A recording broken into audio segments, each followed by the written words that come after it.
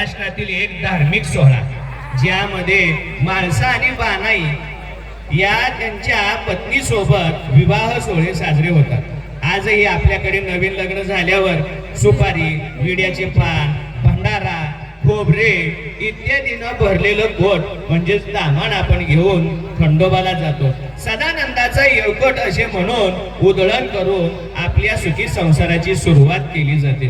असंच हे गीत घेऊन येत आहेत इयत्ता 9ब मधील मुली। खंडेरायाच्या व बानाई यांच्या सुपारीच्या सोहळ्याचं वर्णन केलेलं आहे आणि हे गीत आहे नवरी नटली। बोला येळकोट येळकोट सदानंदाचा।